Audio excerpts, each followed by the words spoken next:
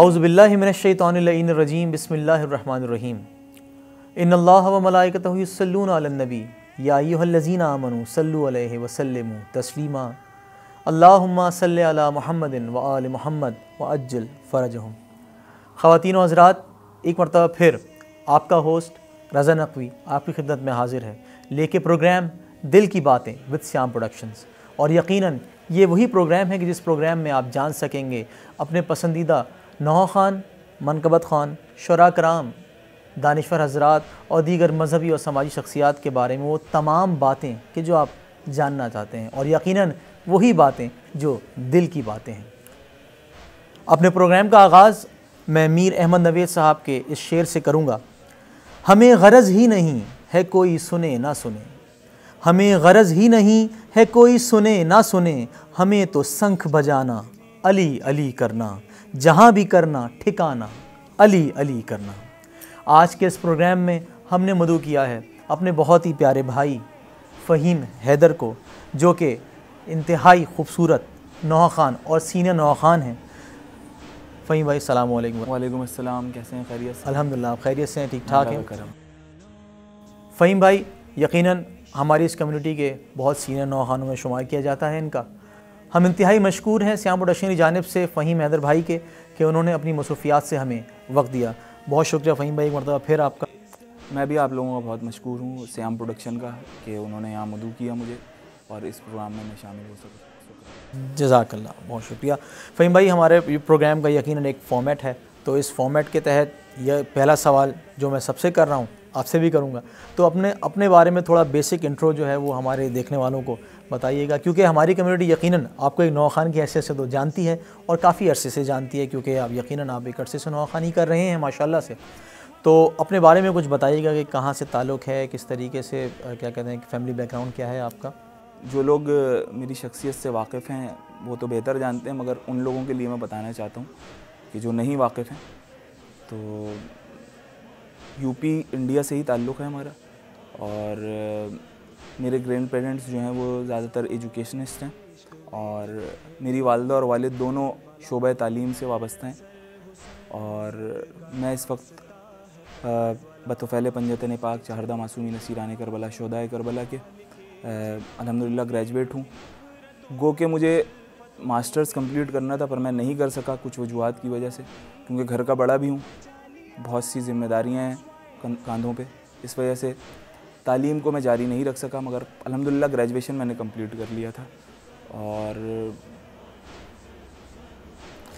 यकीनन जैसा कि फ़हीम भाई ने अपनी गुफ्तगू में इब्तिदाई गुफ्तगू में ज़िक्र किया कि घर के बड़े होने की हैसियत से जो है कुछ ज़िम्मेदारियाँ होती हैं, तो यकीनन होती हैं, और उनका एहसास, उन ज़िम्मेदारियों का एहसास करना भी बहुत बड़ी बात होती है फ़हीम भाई, यकीनन। अच्छा फ़हीम भाई, हमारी कम्युनिटी यकीनन आपको एक नौहा ख़ान, मनक़बत ख़ान की हैसियत से जानती है और बखूबी जानती है कि आप यकीनन नौहा ख़ानी कर रहे हैं काफ़ी अरसे से। तो नौहा ख़ानी के हवाले से हमें ज़रा बैकग्राउंड अपना बताइएगा कि कब से नौहा ख़ानी शुरू की और किन किन शुरा के आपने जो है वो कलाम पढ़े हैं अब तक। देखिए, नौहा ख़ानी तो मकसद जितने मोमिनीन हैं उनकी वही वाली बात है कि घर से ही शुरू हो जाती है, बिल्कुल बचपन से, अवाइली दौर से शुरू हो जाती है। तो हमारा भी इसी तरह से था सिलसिला। बाकायदा नौहा ख़ानी जो मैंने की वो सन 1998 से शुरू की।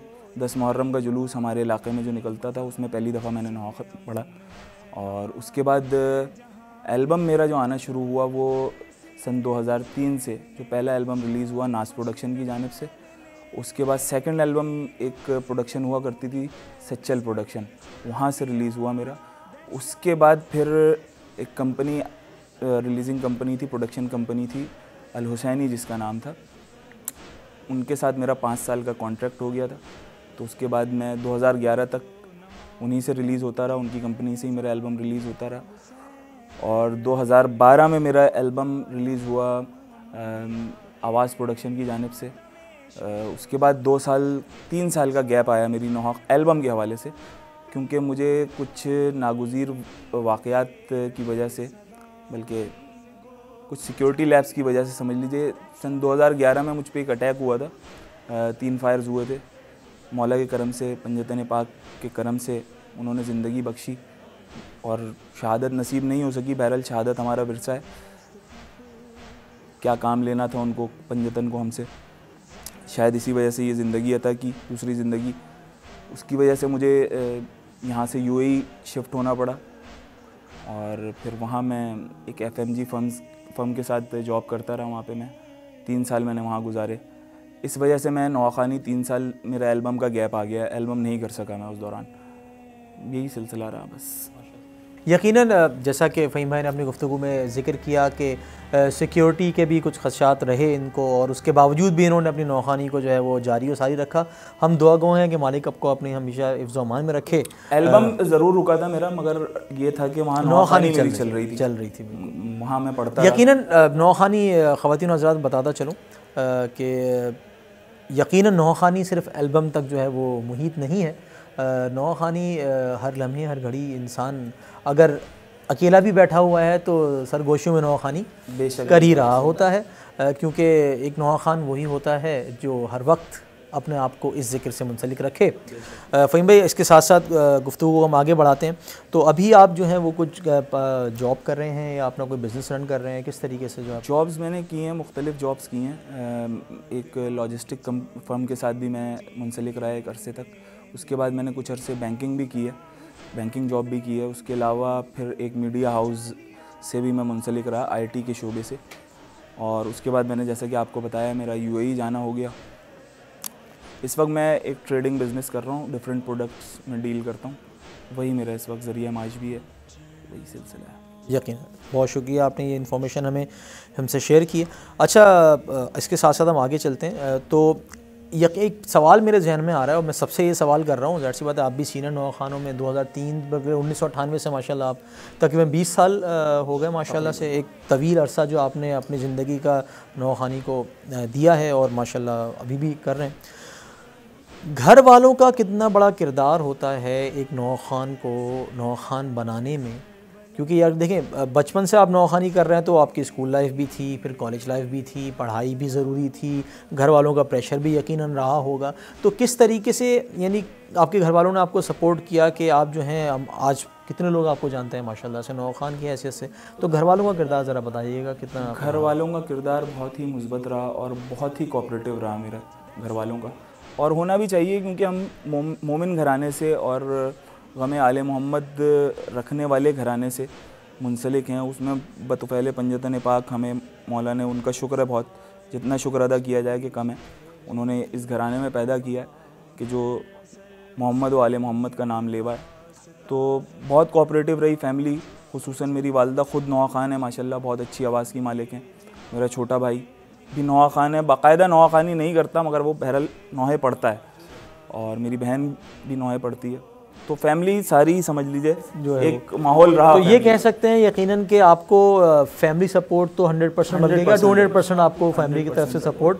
अच्छा फ़हीम भाई, घर की तरफ से तो आपका जो है सपोर्ट मुकम्मल आपको रहा। स्कूल लाइफ के अंदर किस तरीके से मैनेज किया आपने कि अजहर नौखानी उस वक्त से करते आ रहे हैं, और फिर कॉलेज लाइफ किस तरीके से मैनेज किया? ऐसा होता था कि स्कूल लाइफ में इतना ज़्यादा इन्वॉल्वमेंट नहीं था नौखानी की तरफ। ओकेजनली ऐसा होता था कि कभी कभार कुछ ख़ास जैसे आशूर का होता था। आपको पता है कि आशूर तो कोई मोमिन ऐसा नहीं है जो ना मनाता हो आशूर का दिन। इस तरह के जो इवेंट्स होते थे नौखानी के हवाले से, उसमें ज़रूर इन्वॉल्व होते थे। हाँ, अलबत्ता जो पहली दफ़ा मैंने ज़िंदगी में जो मजमा फ़ेस किया या क्राउड फ़ेस किया, वो तकरीबन अप्रॉक्सीमेटली 2000 का क्राउड था, और वो मैंने स्कूल में ही फ़ेस किया था। बल्कि मैं वाक़या वो आपको बताता चलूँ कि मनक़बत का एक मुकाबला था हमारे स्कूल में। मैंने कमरे बनी हाशिम स्कूल से मैट्रिक किया। मनक़बत का एक मुकाबला हुआ था जिसमें यहीं के इलाकाई स्कूल्स, उसमें उनके कंटेस्टेंट्स जो है वो हिस्सा ले रहे थे, सारे नात ख़्वान। तो उसमें जब मुकाबला हुआ तो मैं फ़र्स्ट टाइम किसी भी बड़े क्राउड में अपेयर हो रहा था। तो ऐसा हुआ कि डायस रखा हुआ था, मैं उसके पीछे था और मैंने मनक़बत पढ़ी। तो जिस वक्त मैं पढ़ के उतरा तो कन्फ्यूजन की वजह से मुझे का मकसद समझ लीजिए कि टेम्परेचर हो गया, और अगले दिन मैं स्कूल नहीं जा सका। मेरे एक दोस्त थे, वो भी बहुत अच्छे नौखान हैं, अरसलान आबदी, उनके भाई काशान आबदी वो भी नौखान हैं। उस वक्त PTCL का दौर था तो मोबाइल्स नहीं थे। उन्होंने मुझे कॉल की और उन्होंने मुझे इस बात की इत्तला दी कि मैंने वो जो मुकाबला था मौला के करम से मैंने विन कर लिया था। मुझे यकीन नहीं आ रहा था इस बात पे। फर्स्ट पोजीशन ली थी मैंने उसमें, तो वो मनक़बत का मुकाबला मैंने विन किया था। बस स्कूल में इस तरह की एक्टिविटीज़ में रहते थे हम, मगर एल्बम वगैरह या इस तरह का ज़्यादा नहीं था रुझान। अच्छा, एक सवाल जहन में आ रहा है, एक थोड़ा सा पर्सनल क्वेश्चन है, आपसे करना चाहूँगा कि अभी स्कूल लाइफ का क्योंकि जिक्र हम कर रहे हैं, तो अब ज़ाहिर सी बात है ज़िम्मेदारियाँ भी हैं कंधों के ऊपर, सब ज़ाहिर सी बात है घर के बड़े हैं तो बहुत सारी चीज़ें हैं, सबको लेके चलना पड़ता है। स्कूल लाइफ कितनी याद आती है आजकल के ज़माने में? स्कूल लाइफ तो कोई, मेरा ख्याल है, मुझे नहीं लगता कि कोई भी शख्स स्कूल लाइफ को भूल सकता होगा। स्कूल लाइफ बहुत याद आती है, बहुत मिस करता हूँ। स्कूल फ्रेंड्स को भी बहुत मिस करता हूँ। बहुत से फ्रेंड्स ऐसे हैं मेरे स्कूल क्लासमेट्स जो हैं जिनसे अभी तक रब्ता है मेरा। मुख्तलिफ़ ममालिक में इस वक्त मुक़ीम है माशाल्लाह, और सब बहुत सक्सेसफुल हैं अपनी लाइफ में। याद आते हैं, सब बिल्कुल आते हैं, बहुत याद आते हैं। कितना की यकीनन ख़वातीन व हज़रात, जो बचपन के दिन होते हैं वो इतने कीमती होते हैं। मैं अपने इस श्याम प्रोडक्शन के प्लेटफॉर्म से उन तमाम छोटे बच्चों को, छोटे भाइयों को, छोटी बहनों को कहूँगा कि जो इस वक्त ये प्रोग्राम देख रहे हैं कि अपने इन दिनों को, क्योंकि आजकल तो मीडिया का दौर है, हर किसी के पास मोबाइल फ़ोन्स होते हैं, आप तस्वीरें ले सकते हैं, वीडियो बना सकते हैं, तो इन दिनों को क़ैद कर लीजिए क्योंकि ये दिन लौट के नहीं आएंगे दोबारा। ये बहुत कीमती दिन है, इतने हसीन, कोई टेंशन नहीं है, कोई किसी किस्म की कोई फ़िक्र नहीं है, आप अपनी ज़िंदगी है, अपनी चीज़ें हैं, अपने हिसाब से चीज़ें कर रहे होते हैं। ये दोबारा दिन लौट के नहीं आएंगे, इनको क़ैद कर लें, ये बहुत याद आएंगे आपको बाद में। फ़हीम भाई, इसके साथ साथ आगे चलेंगे, आपसे गुफ्तगू का सिलसिला आगे बढ़ाएंगे। 2003 से माशाल्लाह आपकी एल्बम रिलीज़ हो रही है जी।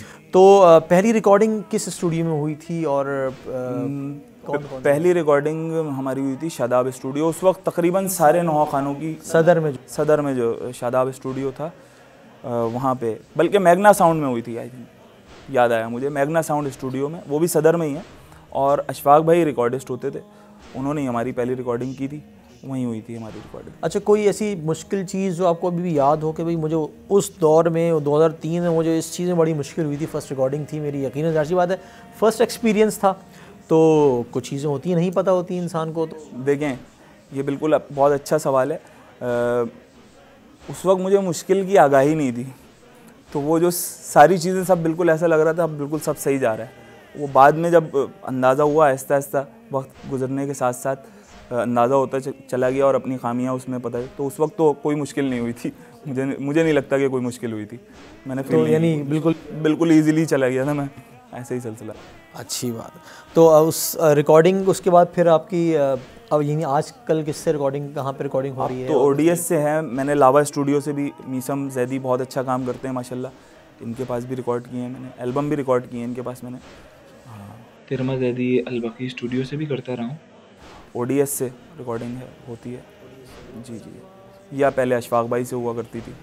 अच्छा, ज़ाहिर सी बात है नौहों का अभी ये जिक्र चल रहा है, तो रिकॉर्डिंग की बात तो हमने कर ली आपसे कि आप जो हैं वो शुरू में जो है वो शादाब स्टूडियो हो, उसके बाद फिर आजकल ODS, या फिर जैसे जैसे वक्त मिले जो है लावा स्टूडियो में आपने रिकॉर्डिंग करा।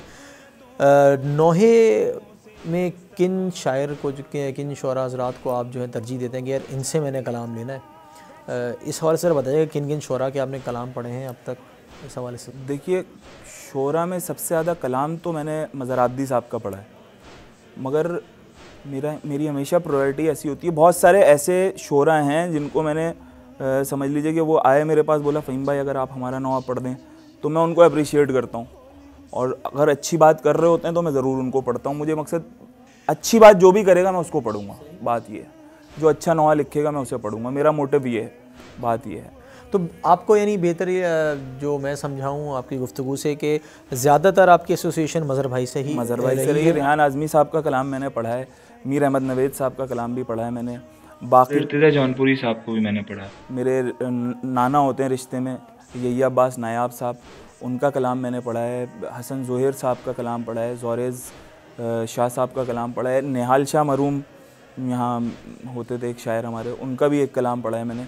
इसके अलावा मीर मोमिन का कलाम पढ़ा है मैंने, मुख्तलिफ शुरा के कलाम पढ़े हैं। एक लंबी तवील लिस्ट जो है वो 20 साल से माशाल्लाह आप जो है नौखानी कर रहे हैं, तो आपने यकीनन बहुत से शुरा हज़रात को पढ़ा होगा। इसके साथ साथ मुझे, क्योंकि सलमान आज़मी साहब को मैं किस तरह से भूल सकता हूँ कि आप यकीन कीजिए सन 2009 में मेरी सलमान आज़मी से बहुत ज़्यादा क्लोज़ फ्रेंडशिप हुई, क्योंकि हम सीरिया साथ गए थे दोनों, बीबी ज़ैनब की ज़ियारत के लिए, बीबी जनाब सकीना की ज़ियारत के लिए। तो उस वक्त सलमान आज़मी मकसद बाकायदा तौर पे नोहे की शायरी नहीं करते थे। सन 2009 से ही उन्होंने स्टार्ट लिया, और ये मुझे शरफ़ हासिल है कि सलमान आज़मी ने सबसे पहला नोहा मेरा ही लिखा। अपनी लाइफ का जो सबसे पहला नोहा लिखा वो सलमान आज़मी ने, और इस बात को वो मेंशन करते रहते थे कि जिस दिन भी मैं अपनी बुक शाया करूँगा इस बात को ज़रूर मेंशन करूँगा। तो कौन सा नोहा था वो जो उन्होंने? नोहा जो है, नोहा बेसिकली वो मज़हर भाई का लिखा हुआ था, आज ज़ैनब यतीम हो गई, उसकी कुछ शेर उन्होंने तज़मीन किए थे सलमान आज़मी साहब ने। तो वो समझ लीजिए पहला ही कलाम था वो उनकी लाइफ का भी। कुछ अशार लिखे थे, तो ज़ाहिर सी बात है वो आपके लिए इस कलाम के अंदर शामिल हो गए। अच्छा, वही में क्या ख़ुद भी शायरी आप करते हैं? देखिए, मैं तो इस बात पे बिलीव करता हूँ कि एक नोहा ख़ान को कम से कम 50% शायर होना ज़रूरी है। मकसद इसके रम्ज़ आपको समझ में आने चाहिए, इसकी नोहा होनी चाहिए आपको।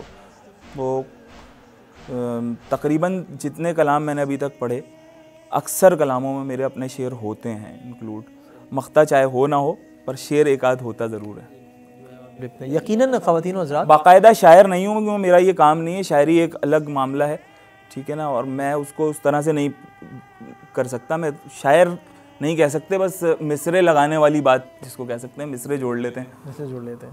सही। यकीनन ख़वातीन और हज़रात, एक नोहा ख़ान के लिए शायरी को समझना वो उतना ही अहमियत का हामिल है जितना सुरों को समझना है, जितना अल्फाज की अदायगी को समझना है, तलफ़्फ़ुज़ किस तरीके से अदा करने हैं, इन तमाम तर चीज़ों का ख्याल रखना बहुत ज़रूरी है। अच्छा फ़हीम भाई, एक थोड़ा सा संजीदा सवाल मैं आपसे करने जा रहा हूँ, क्योंकि यकीनन वो थोड़ा सा क्या कहते हैं, मेरी नज़र में मुश्किल सवाल है। तो आजकल की जो नोहा ख़ानी है और जो हमारी रिवायती नोहा ख़ानी थी, इस हवाले से, क्योंकि देखें आपकी एक एसोसिएशन रही है, 20 साल एक तवील अरसा होता है नोहा ख़ानी में को देना यकीनन। तो जब चले मैं इस तरीके से सवाल को ले लेता हूँ कि आपने जब 20 साल पहले नोहा ख़ानी शुरू की और आज आप 20 साल बाद जो है अभी भी नोहा ख़ानी कर रहे हैं, क्या फ़र्क महसूस कर रहे हैं आप नोहों में, नोहा ख़ानों में? इस हवाले से ज़रा कुछ बताइए। देखिए, वो एक मुश्किल दौर था। कदीम जो नोहा ख़ानी थी उसमें बहुत सारी मुश्किलात थी, नोहा ख़ानों को पूरी पूरी रातें गुजर जाती थी, और वक्त इस वक्त भी लगता है काफ़ी, मकसद मेहनत है नोहा ख़ानों की इस वक्त, मगर कुछ टेक्नोलॉजी जो आ गई है, हमें नई टेक्नोलॉजी दस्तयाब हो गई है, इसकी वजह से बड़ी आसानियाँ भी पैदा हो गई हैं। एक ज़माना था कि वो टू ट्रैक का दौर हुआ करता था कि एक ट्रैक पे मातम चलेगा और एक ट्रैक पे मातम, और एक ट्रैक पे मातम और कोरस हुआ करता था, एक ट्रैक पे वोकल हुआ करता था नोहे का। तो अगर कहीं भी कोई मिस्टेक हो जाती थी उस वक्त तो वो पूरा नोहा फिर से रिपीट होता था। अब तो मकसद आपको हज़ारों ट्रैक्स अवेलेबल होते हैं कि आप रिटेक कर सकते हैं उसको, बड़ी आसानियाँ पैदा हो गई हैं। और बात यह है कि वो उस दौर की नोहा ख़ानी थी, ये इस दौर की नोहा ख़ानी, दौर बहुत बदल गया है, तो इसी हवाले से ये चेंज आया है इसमें बस। बाकी तो और कोई ऐसी, ज़िक्र मौला का ही हो रहा है, एक नए अंदाज से हो रहा है, बात ये है बस। अच्छी बात। अच्छा फ़हीम भाई, आज की नोहा ख़ानी और क़दीमी नोहा ख़ानी का ज़िक्र मैंने आपसे कर लिया। अब एक सवाल जो है, देखिए यकीनन हमारी कम्युनिटी जो है वो आपको नोहा ख़ान की हैसियत से जानती है, और वो नोहा ख़ान की हैसियत से आपके नोहे सुनती हैं, यानी आप जिस पे काम करते हैं वो एक कलाम है, कलाम तैयार करने के बाद उसको रिकॉर्ड करने के बाद एक एज़ अ प्रोडक्ट नोहा सुनने वालों की जो है वो समातों तक जा रहा है। वो तो नोहा ही सुन रहे हैं। इस नोहे के पीछे एक नोहा ख़ान की, या इस आपके नोहे के पीछे फ़हीम हैदर की कितनी मेहनत है, कितनी रातें लगी हैं, इस बारे में ज़रा बताइएगा कि आपकी क्या स्ट्रेटजी होती है कि यार अगर फॉर एग्ज़ाम्पल मैंने अगले साल फॉर एग्ज़ाम्पल जो है वो मैंने मौला अब्बास का एक नोहा करना है, तो आप किस तरीके से एक नोहा तैयार करते हैं, इस हवाले से ज़रा हमारे देखने वालों को बताइएगा। देखिए, हमारा तो बिलीव है इस बात पे कि ये जो भी लफ्ज़ अता होता है ज़िक्र मोहम्मद वाले मोहम्मद के हवाले से, एक लफ्ज़ या मिसरा जो अता होता है सब उनकी तरफ से अता होता है। तो बहरहाल हम लॉ लगाए बैठे रहते हैं मौला से, और मौला बेशक तमाम नोहा ख़ानों को बेहतरीन से बेहतरीन कलाम अता करते रहते हैं। मेहनत लगती है, बिल्कुल लॉ लगाए रखना होता है मौला से, तो इस मौला की अता होती रहती है इसी हवाले से।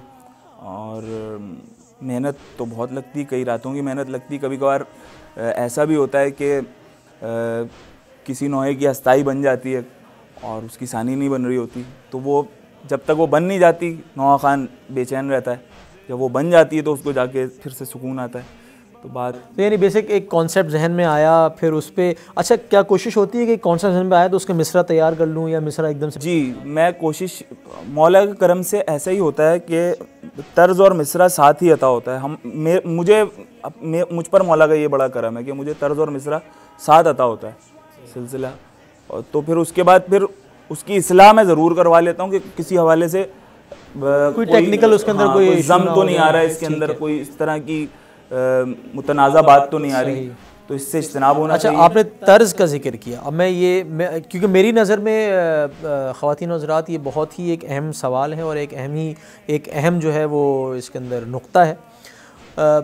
किसी भी कलाम में फ़हीम भाई तर्ज जो है कितनी अहमियत की हामिल है, इस हवाले से ज़रा कुछ बताइएगा कि आपके इसमें क्या व्यूज़ हैं, आप क्या सोचते हैं इस बारे में? एक कलाम है, बहुत अच्छा कलाम है, बहुत ही ज़बरदस्त, लेकिन उसकी तर्ज उसको मैच नहीं कर रही तो सुनने में वो उभर के नहीं आ रहा।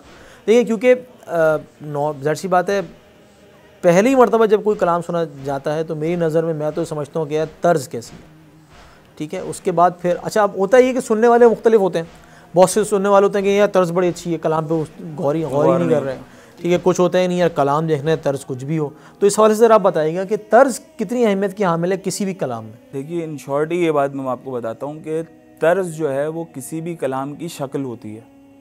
फेस, ठीक है, index, face is the index of your heart, ठीक है ना, ये एक फ्रेज़ है। इसी तरह से इस बात को ले लीजिए कि तर्ज जो है वो भी किसी भी कलाम की शक्ल है। तो जब भी किसी से इंट्रोडक्शन होता है किसी चीज़ से तो सबसे पहले चेहरा देखा जाता है, तो रूह का अंदाज़ा लगाया जाता है। तो जितनी अच्छी रूह होगी एक नौहा खान की, जितना वो करीब होगा अपने मौला से, उतनी अच्छी तर्ज आएगी उसको नौहे की इंशाल्लाह। क्या बात है, बहुत ही खूबसूरत तरीके से इन्होंने इस बात को तशबीह दी है कि किसी भी कलाम की तर्ज जो है वो उसकी शक्ल होती है। बेसिकली पहले शक्ल देखी जाती है, उसके बाद फिर उसका बातिन देखा जाता है जो कि कलाम है। फिर भी इसके साथ साथ ये कहूँगा कि कुछ लोग होते हैं जो कहते हैं नहीं पहले हमें बातिन देखना है तो वो फिर पहले कलाम पे जाते हैं, और कुछ लोग होते हैं कि हमें पहले शक्ल देखनी तो फिर वो तर्ज के ऊपर जाते हैं। तो अपनी गुफ्तगू का सिलसिला हम आगे बढ़ाते हैं फ़हीम भाई से। अच्छा फ़हीम भाई, कुछ जो है अब थोड़े से हम आपकी निजी ज़िंदगी के सारे तरफ आते हैं आपकी इजाज़त के साथ, और गुस्ताखी माफ़ अगर एक सवाल। अच्छा फ़हीम भाई, शादीशुदा हैं या गैर शादीशुदा हैं? नहीं, मैं शादीशुदा हूँ माशाल्लाह से। तो कितने आपके? एक बेटा है मेरा माशाल्लाह, नाम मैंने उसका रखा वजदान हैदर।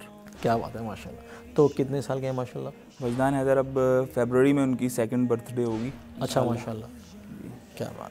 तो वजदान हैदर माशाल्लाह से आपने बेटे का नाम रखा, किसने रखा नाम? नाम मैंने खुद ही रखा है। नाम खुद रखा आप? अच्छा, ये आपके साथ नौखानी करते हैं या जाते हैं? नौखानी तो खैर क्या करते होंगे, यानी शौक़ उनके अंदर अभी? जी बिल्कुल शौक़ है। अक्सर मकसद हम कुछ गुनगुना रहे होते हैं तो वो उसको रिपीट कर रहे होते हैं अपनी लैंग्वेज में। अभी आप जानते हैं कि 2 साल का सन है, 2 साल भी कंप्लीट नहीं है, तो वो भी उस तरह से बोल तो नहीं पाते, मगर बहरहाल अपनी लैंग्वेज में वो कुछ ना कुछ पढ़ रहे होते हैं। सरवर भाई का वो नौहा पढ़ते हैं, अज़ादार, जैसे आप जानते हैं अज़ादार नौहा बहुत पढ़ते हैं, सलाम गाजी बहुत पढ़ते हैं। मैं अक्सर बोलता हूँ पप्पा का नौहा कोई सुनाओ भाई, तो उनको मेरा एक नौहा याद है, बहरहाल देख जुलजना आज मैं यतीम हो गई, वो भी अपनी ज़बान में वो पढ़ते रहते हैं।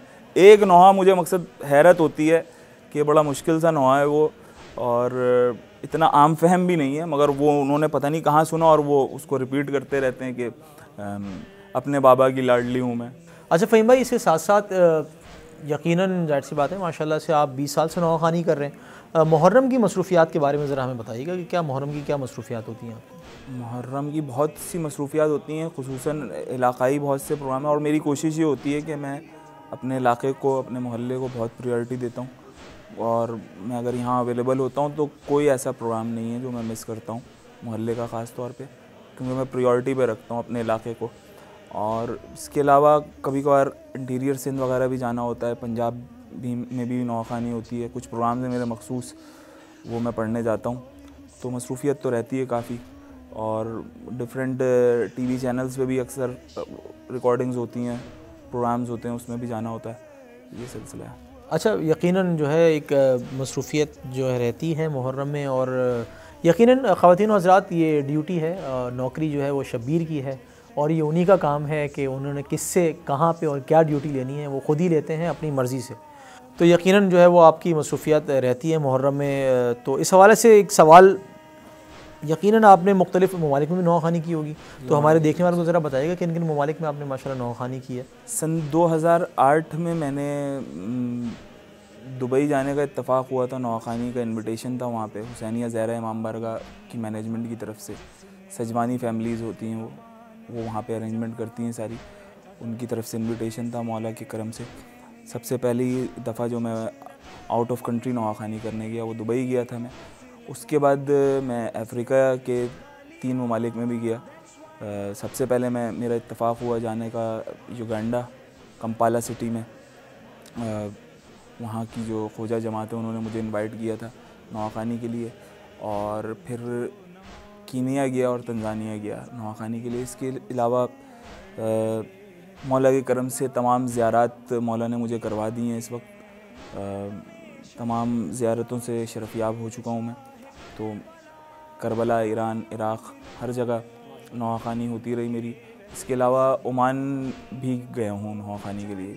क्या अच्छा फ़हीम भाई, आपने अभी गुफ्तगू के दौरान कहा कि 2011 में ग़ालिबन आपके ऊपर कोई जो है वो हमला जो है एक तरीके से हुआ था, तो उस बारे में ज़रा बताइएगा कि क्या था और किस तरीके से क्या चीज़ हुई थी। जी, असल में उस दौरान आपको याद होगा ग़ालिबन, और नाजरीन जो देखने वाले हैं उनको भी याद होगा यकीनन कि उस दौरान शिया जेनोसाइड किलिंग बहुत ज़्यादा हो रही थी, और बहुत सारे प्यारे प्यारे लोग, उस्ताद सिब्त जाफ़र भी उसी शिया जेनोसाइड किलिंग के दौरान ही उनकी शहादत हुई। और इसके अलावा बहुत सी हमारी, जिसको कहते हैं ना शियत क्रीम, उसको शहीद कर दिया गया। तो उसी दौरान मैं अपने घर से निकला था रिकॉर्डिंग के लिए, बल्कि रिकॉर्डिंग के लिए नहीं, मुझे ये जो USB में कुछ नोहे का डाटा एक दोस्त को पहुंचाना था, तो उससे मेरा कोऑर्डिनेशन चल रहा था। बल्कि दोस्त का नाम भी मैं आपको बता दूं, तहफ़्फ़ुज़ अज़ादारी काउंसिल के चेयरमैन हैं आगा रहीम जाफ़री, वो मेरे दोस्त थे। उनको मैंने कुछ डाटा पहुंचाना था अपने नोहे के हवाले से, तो उनसे मैं कोऑर्डिनेशन में था। तो नीपा पे मैं वो डाटा कॉपी करवाने के लिए एक दुकान पे रुका, मैं उस डाटा को कॉपी कराने के लिए। तो अचानक फिर जो है वो बाइक पे थे 2 लड़के, उन्होंने 3 स्ट्रेट फायर किए, मगर मुझे यकीन नहीं आया कि हम किस तरह से बच गए। मेरा छोटा भाई और मेरा एक दोस्त मेरे साथ था उस वक्त, वो दोनों गाड़ी में थे। मैं नीचे उतरा था उसको डाटा को क्या कहते हैं अपना कॉपी करवाने के लिए। तो बस बहरहाल मौला के करम से मौला ने दूसरी ज़िंदगी दी और बच गया था मैं उस हमले में। यकीनन ख़वातीन और हज़रात, ये एक इम्तिहान ही होता है इंसान का कि उसने इम्तिहान लिया और माशाल्लाह सुरखरू किया उसने उस इम्तिहान में, और माशाल्लाह से आपने अपनी नौखानी को उस हादसे के बाद भी जो माशाल्लाह जारी रखा। और हम दुआ गो हैं कि मालिक फ़हीम भाई को और हम तमाम जो है वो गमख़ोरान इमाम हुसैन अलैहिस्सलाम को अपनी हिफ्ज़ व अमान में रखे। फ़हीम भाई, इसके साथ साथ हमारा जो ये एक इंटरव्यू है या एक सेशन है या जो एक चिट चैट है, बेसिकली ये इख्तितामी मराहिल के अंदर जो है वो दाखिल हो चुका है। आपसे मैंने जो है वो नौखानी के हवाले से बात कर ली, और मैंने आपकी इज़्दिवाजी ज़िंदगी के हवाले से बात कर ली। माशाल्लाह बेटा आपका है, और इंशाअल्लाह हम दुआ गो हैं कि वो भी जो है ज़िक्र मोहम्मद वाले मोहम्मद से जो है वो वाबस्ता रहे।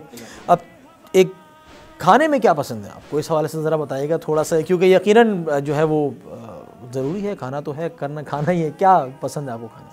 देखिए, इट डिपेंड्स ऑन मूड, सही है ना। मुख्तलिफ़ टाइमिंग्स पे मुख्तलिफ़ चीज़ों की तलब होती है इंसान को। तो मैं बहुत मूडी हूँ इस मामले में। जिस वक्त जो मूड होता है, फ़ास्ट फूड का मूड होता है तो वो फ़ास्ट फूड चलती है, और डिफरेंट वैराइटीज़ को टेस्ट करता रहता हूँ मैं। अच्छा, यानी खाने में चूज़ ही नहीं है, मतलब कि जो भी और डिफरेंट चीज़ वैसे कोशिश यही होती है कि घर का बना हुआ खाना मैं ज़्यादा खाऊँ। डाइन आउट भी करते हैं कभी कभार फैमिली के साथ, ऐसा भी होता है सिलसिला, मगर ओकेजनली होता है, ज़्यादा इस तरह से नहीं होता। मुझे ज़्यादा इस डाइन आउट करना पसंद नहीं है। घर के साथ फैमिली वालों के साथ मिल बैठ के खाना बहुत अच्छा लगता है। और कोई ख़ास ऐसी डिश नहीं है कि जिसके बारे में बहुत, जिसको कहते हैं कि I am crazy about something, biryani and this.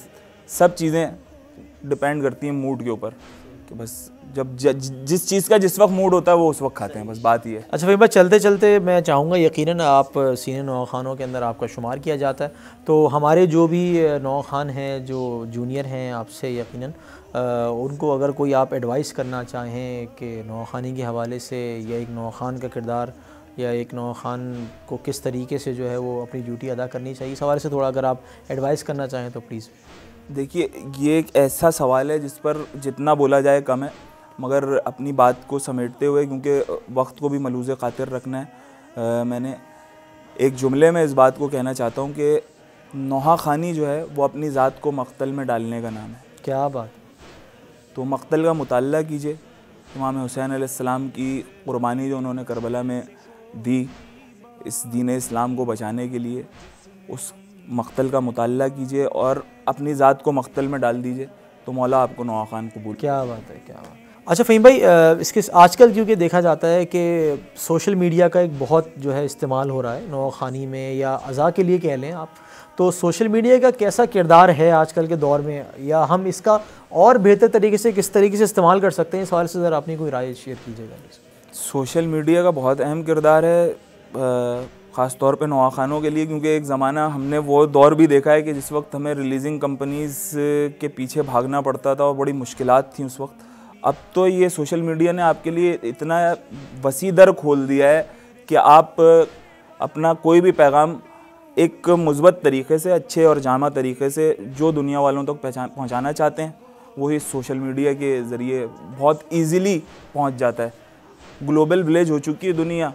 यहाँ से बैठा हुआ शख्स अमेरिका में आपकी नौआ खानी को सुन सकता है, आपकी कीवी बात को सुन सकता है, और बहुत अहम किरदार है इसका, ज़बरदस्त है। अच्छा फ़हीम भाई, इसके साथ साथ हम श्याम प्रोडक्शन की जानिब से आपके इंतहाई मशकूर हैं कि आपने हमें वक्त दिया अपनी मसरूफियात से। चलते चलते अगर आप अपने किसी कलाम के कोई कुछ कलाम अगर हमें सुनाना चाहें तो यकीनन हमारे सुनने वालों की समाअत की नज़र कीजिएगा। चलिए, बिल्कुल। मैं जिस शेर से आपने गुफ्तगू का आगाज़ किया था, उसी शेर को सामने रखते हुए, और मेरा बड़ा मशहूर कलाम मौला के करम से दुनिया भर में सुना गया, वो नौहा मौला का करम होता है तो आपका नौहा दुनिया भर में सुना जाता है। और बल्कि मैं यूँ मानता हूँ इस बात को कि अगर वो उस बात की मंजूरी दे देते हैं तो दुनिया फिर उस कलाम को ज़रूर सुनती है। क्या बात। तो ये वो वाहिद कलाम है ऐसा मेरा जिसको दुनिया ने सुना। मैं उसके दो शेर आप तमाम मोमिनीन की समातों को हदिया करता हूँ। अल्लाहुम्मा सल्ली अला मुहम्मद व आले मुहम्मद। हैदरी नारा मिलके लगाओ, सारे जहां को ये आज बताओ, परचमे अब्बास अली उठता रहेगा, मातमे हुसैन सदा होता रहेगा। या अली मदद, या अली मदद, बस या अली मदद। हम लोग तो जहरा की दुआओं का असर हैं, हक बात पे मरने के लिए सीना सिपर हैं। दुश्मन जो हमारे हैं यजीदों के पिसर हैं, दिल में हमारे करबो बला है, आँख में है आंसू लब पे सदा है। या अली मदद, या अली मदद, बस या अली मदद। ये वादा है जहरा से ये मातम न रुकेगा, जुल्मत की हवाओं में दिया गम का जलेगा। दिल सीने में जब तक है यही जिक्र चलेगा, दम सीने में जब तक है ये परचम न झुकेगा। परचमे अब्बास अली उठता रहेगा, मातमे हुसैन सदा होता रहेगा। या अली मदद, या अली मदद, बस या अली मदद। जज़ाकल्लाह, जज़ाकल्लाह फ़हीम भाई। यकीनन ख़वातीन व हज़रात, मातम हुसैन सदा होता रहेगा। इसके साथ अपने होस्ट रज़ा नकवी को इजाज़त दीजिए। इंशाअल्लाह बहुत जल्द इसी प्रोग्राम जिसका नाम प्रोग्राम दिल की बातें विद श्याम प्रोडक्शंस हाजिर होऊंगा इंशाअल्लाह किसी और शख्सियत के साथ। अपना बहुत ख्याल रखिएगा। वस्सलामु अलैकुम। इश्क देखी कह रही है करबला, दरअसल हुसैनियत का रास्ता है करबला, जिस पे चल के